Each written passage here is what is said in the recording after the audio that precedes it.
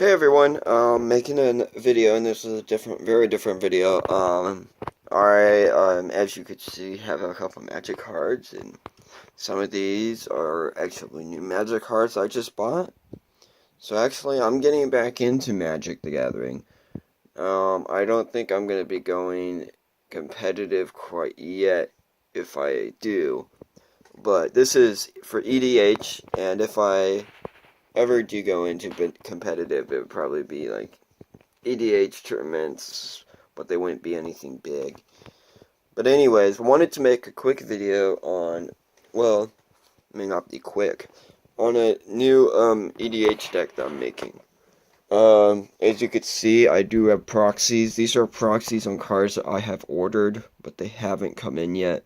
Um, I'll let you guys, I'll try to let you guys know, when I do get them in, but this is basically what my deck looks like as of right now. Obviously, these are all the other cards that I have to fill in. I think I'm at like 60 something.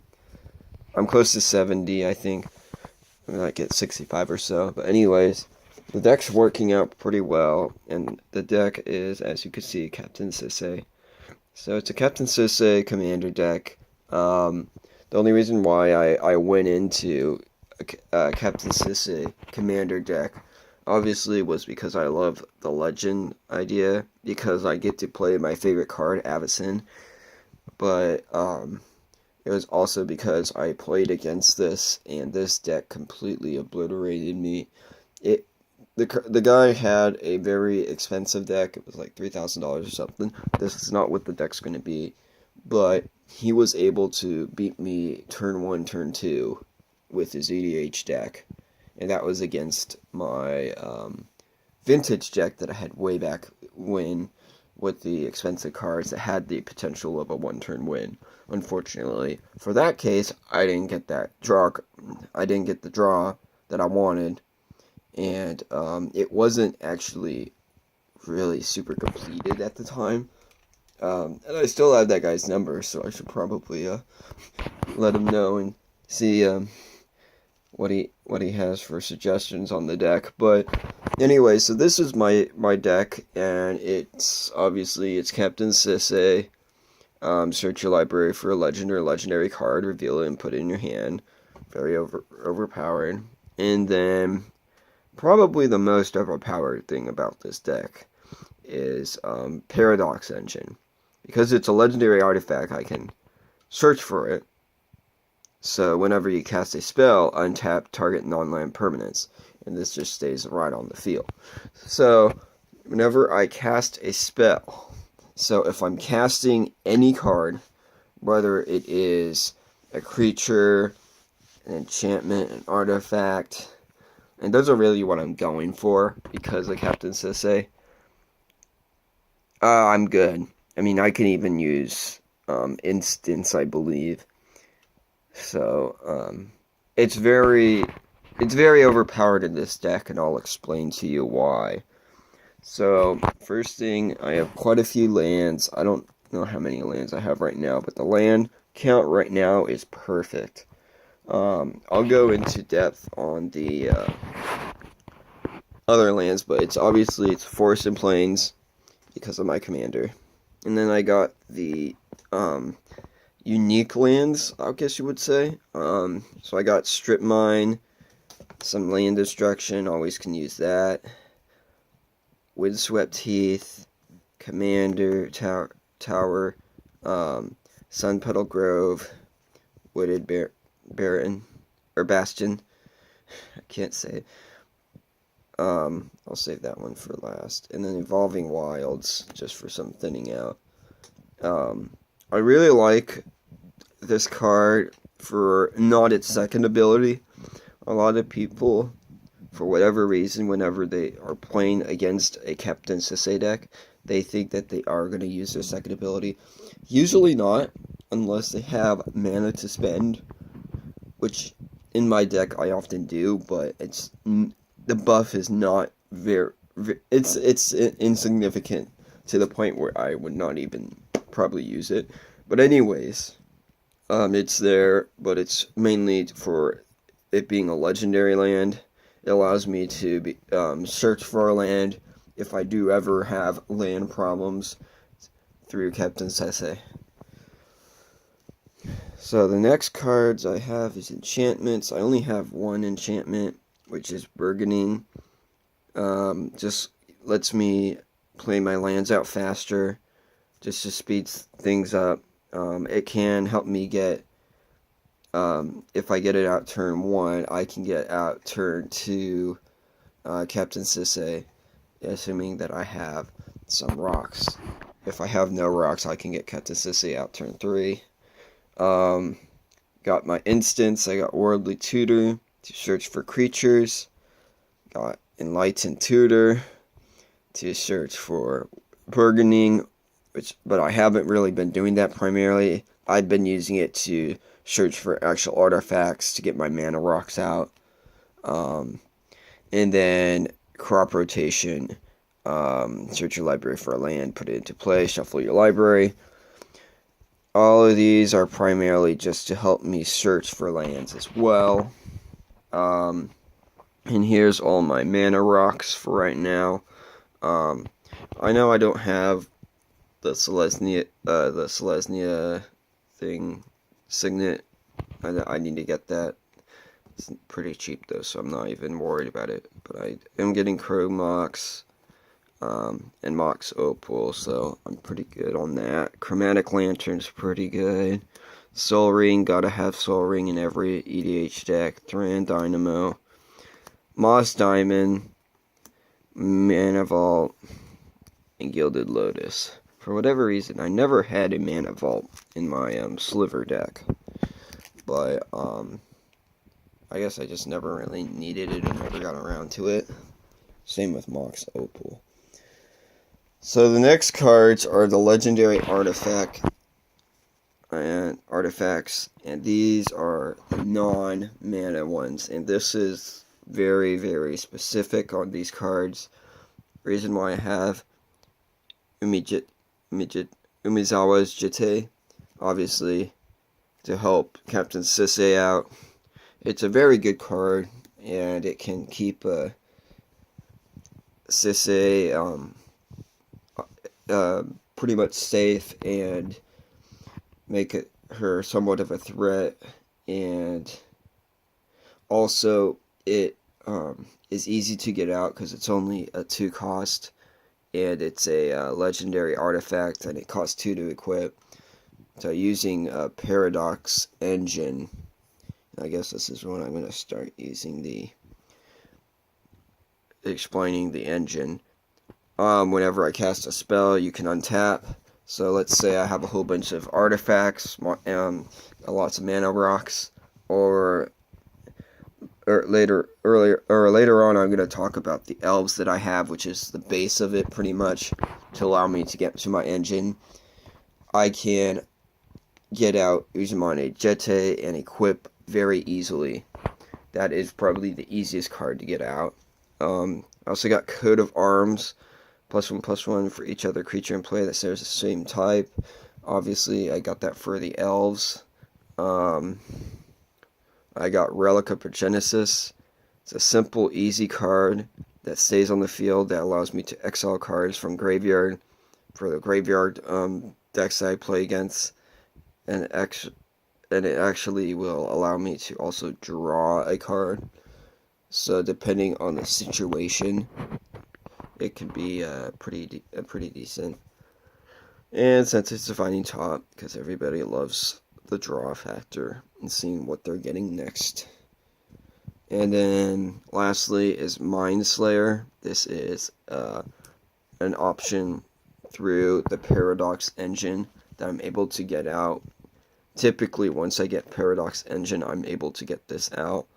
I don't know if I'm going to be playing this card as much. It's a great card, but I think it can easily be abused. It is definitely a game changer and a game winner for sure. Next cards I have Birds of Paradise. I just have it over here because it's not an elf, but it does give me 1 mana of any color. so it's pretty overpowered with the Paradox engine. If I get that out and get one of the like Gilded Lotus or any of the other cards that allows me to get mana of a color choice, I will always choose plains because I never seem to have enough plains. And whenever I'm like searching my library for a land, I'm always getting plains. So I can get pretty much close to infinite mana, except for this. I have to have that much green mana out on the field, but or mana producers out on the field. So if I have 4 elves that tap for just 1 mana or 2 mana, that's the max amount of green mana I'm going to be able to use. Most of the time, that's good enough. It's the plains that's an issue for me right now. So, Birds of Paradise is very, very helpful, but that's only if I can get it. Unfortunately, it's not legendary. The next card is Nisian Wild's Ravager. This is just to stall, to keep the opponent amused. It's a cheap card, so that's why I bought it.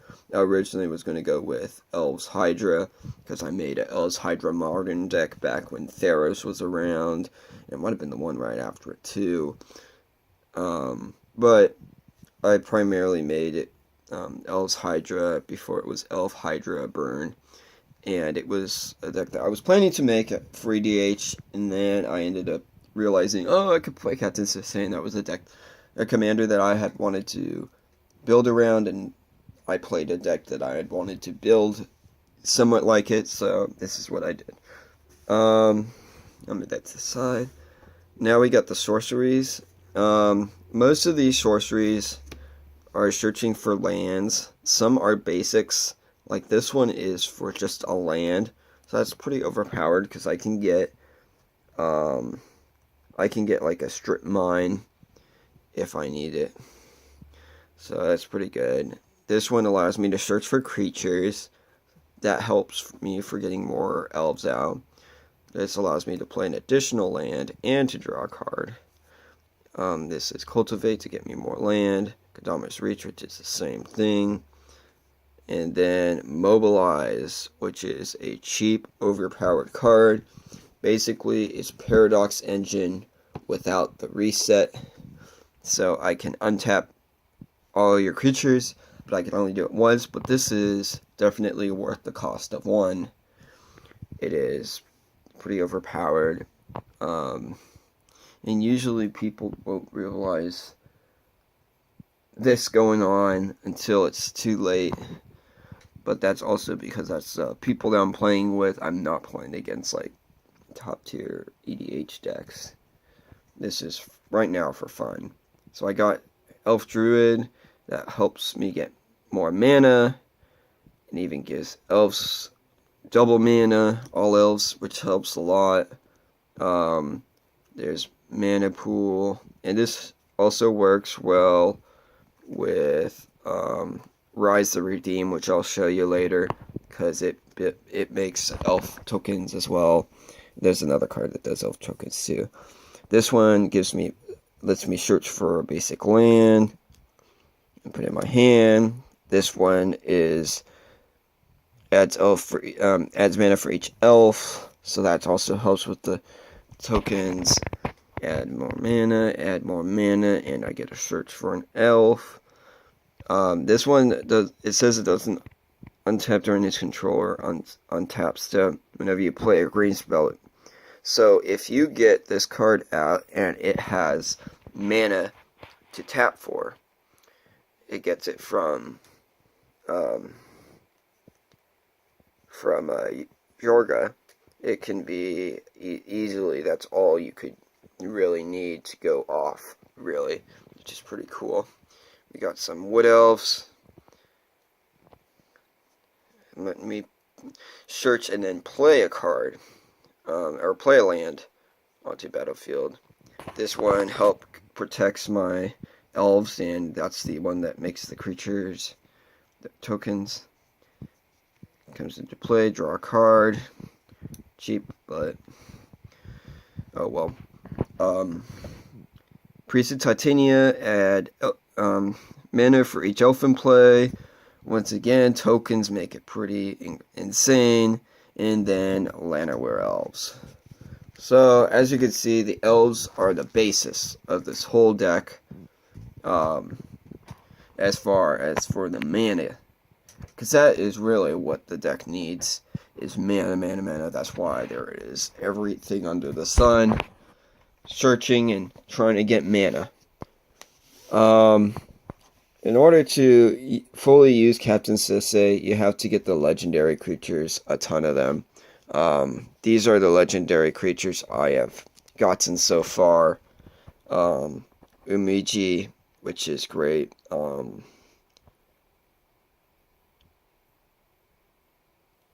Whenever a legendary is going to be put in the graveyard, it can be put back to my hand.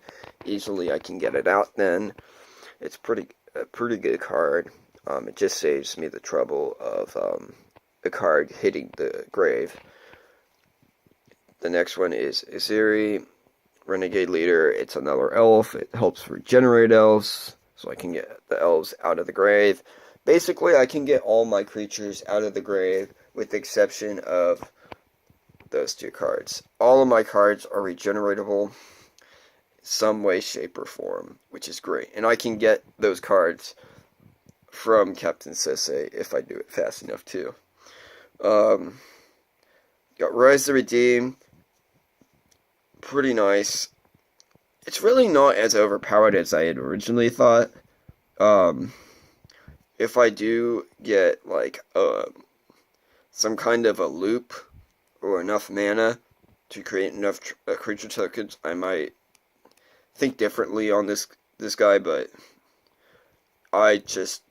it's not as overpowered as I thought, but I use it primarily to create tokens, to create some more mana. Unfortunately, I do not have haste, and I'm still choosing not to use haste as of right now. Next is Jareth Lone Titan, a really, really good, expensive protector. Gains protection from the color of your choice. So if you're playing a monocolored deck, a lot of EDH decks aren't monocolored, but let's say lots of them are. Let's say you're playing against a monocolored deck that can shut it down itself. Even if not, it gets +7/+7 until end of turn whenever it blocks. So it becomes a 11/14, which is insane. This was a card that I didn't think very highly of when I actually pulled it from pack. It seems like my Eternal Master box, definitely I got my money's worth. I got a lot of money out of that, money cards, and a lot of those cards were not highly regarded when it came out, but now it's definitely was a very good choice of buying a box of that. Because I got rid of a lot of cards and they were worth $100, and I took the loss to just get 55 in store credit. So this was really, really good. I like all the elves that I got, including Rise of Redeem, every single elf card and everything I got from that card shop, and I didn't have to pay anything, and I still have lots of store credit. Next card is Gareth Jura, or Gideon Jura. Why did I say that? Gideon Jura. Yes, it's a Planeswalker, but apparently there is a new rule that allows Planeswalkers to be legendary, so it's a searchable card. The only thing is, because it is a legendary, you cannot have any other Gideon cards. So, for me, this is the only Planeswalker I have that can actually work in the deck. I was really hoping that Nahiri would, but it's white and red, so it won't work. My idea of making an EDH deck based around her will have to wait, but this is a very good card for its just removing troubled creatures, destroying tapped creatures. It will make the opponent think twice about attacking or using their effects. And also, it takes the attacks of opponents too. So it's very, very, very powerful. It's not overpowered at all, but it definitely works in this deck. And for EDH, whenever you have planeswalkers like these, it is very, very troublesome to get around. Next card I have is the oh so popular Elish Norn Grand Cenobite. And this is obviously for all of the tokens when I make. They get +2/+2, and my creatures' opponents get -1/-1. When I get bumped up also by my legendary elf, or by the other cards that allow me to pump up my cards, this makes my very, very small tokens into very, very big creatures very fast. This can easily be a game changer. So if I have, like, let's say the next card, which is Omnath, Locus of Mana, which allows me to have green mana not emptying from my mana pool, and it gets +1/+1 for each one. I can tap, untap, and then tap. As long as I'm casting creatures, that's what the deck that's the limit this deck has so far. Is I can only go so far as what is on the board and what allows me, as long as I'm still able to cast stuff. So you got to be very meticulous and very, you have to have a very good strategy going into the game. You have to be very attentive, because anything that stops it can really just screw up anything. But if you're able to get through it, you can even increase your Omnath very, very rapidly in strength while getting other creatures out, and you can even get creatures out that will even pump it even more, and so on and so forth. It is a very, very good card, and I am happy to finally have it, having played against it. It is a very annoying commander. I would never want to use it as a commander, just because of how annoying it is for other players. Next card is Iona. This is great for protection, and and I didn't even realize the opponents can't cast spells of the chosen color too. I as you can tell, I've been out of playing Magic for a while. This is from my Legacy deck that was vintage before, and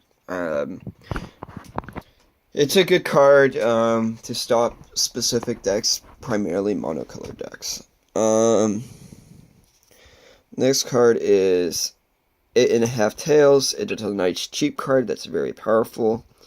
You can make the target permanent change its color to white, and then you can also gain it from having protection. So it's very, very powerful, especially in EDH. Next card is Abyssin, Angel of Hope, my favorite card from Magic the Gathering of all time. It is a very beautiful card. It is very powerful, and it is used in almost all my decks. Angel of Hope gives permanents you control indestructible. It has flying and vigilance as well. And then the last card, Seffi, Eric's daughter. This is a legendary creature that I can search for through Captain Sisay and sacrifice Seffi. When target creature is put into graveyard from play this turn, return that card to play. So this is very, very powerful. It will allow me to save once again. It's another save legendary creatures, and this is very cheap way, and it definitely is a key essential to my deck as well. So far as I've gone for building this deck, it is very well thought out, almost I would say every single card serves its purpose, and every time I play this deck in a mock deck or a mock game, I mean, when I'm playtesting, I haven't had too much issue as far as for speed. There are times when I can get out Captain Sisay on turn 3, but usually it's turn 4 or 5. There's been times when I can't get her out to turn 6, but, I mean, that was before I added in some other cards that I was ordering, and it seems like this fixed a lot of the consistency now. Unfortunately, it's still not a complete EH deck, but it is what it is. I'm going to make another video explaining exactly all the combinations that this deck has, primarily with Paradox Engine, and explain to you why this deck is as powerful as it is.